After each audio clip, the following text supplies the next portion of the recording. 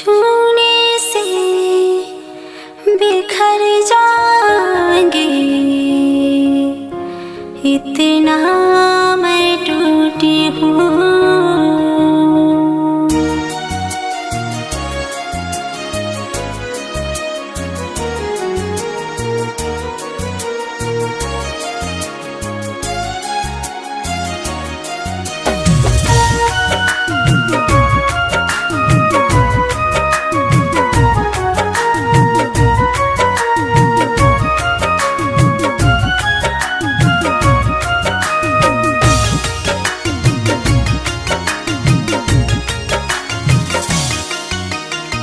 छूने से बिखर जाऊंगी, इतना मैं टूटी हूँ, इतना मैं टूटी हूँ, इतना मैं टूटी हूँ। छूने से बिखर जाऊंगी, इतना मैं टूटी हूँ। छूने से बिखर जाऊंगी, इतना मैं टूटी हूँ।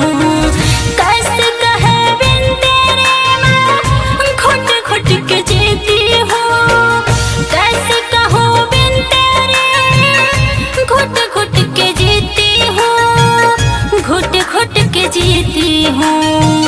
टूट के बिखर जाऊंगी, इतना मैं टूटी हूँ।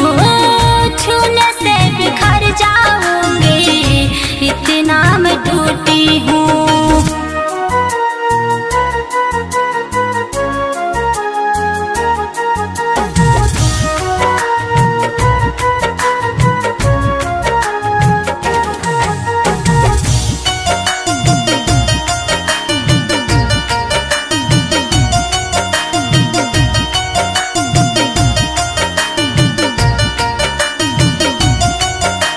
जब जब मिलने का वो मंजर आए दिल भर में याद करूं, दिल करता बाहों से लिपट के जी भर के तुझे प्यार करूं।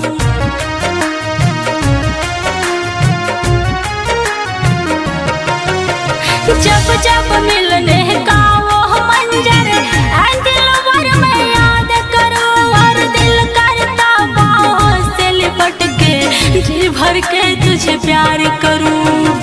दर्द भरी यादों से मैं जागती न सोती हूँ, दर्द भरी यादों से जागती न सोती हूँ, जागती न सोती हूँ। टूट के बिखर जाऊंगी, इतना मैं टूटी हूँ। छूने से बिखर जाऊंगी, इतना मैं टूटी हूँ।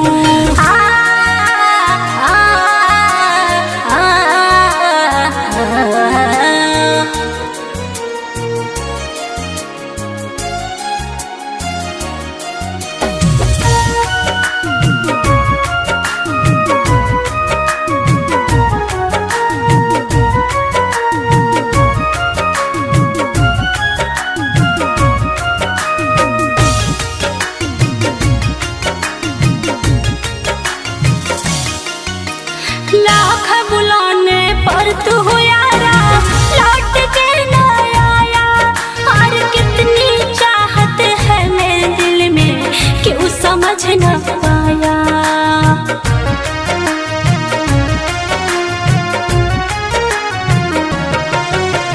लाख बुलाने पर तू हो यारा, लौट के न आया। और कितनी चाहत है मेरे दिल में, क्यों समझ न पाया। मेरी जान मैं कविता तेरी आशिकी से रूठी हूँ, मेरी जान मैं कविता तेरी आशिकी से रूठी हूँ, आशिकी से रूठी हूँ। छूने से बिखर जाऊंगी, इतना मैं टूटी हूँ। छूने से बिखर जाऊंगी, इतना मैं टूटी हूँ।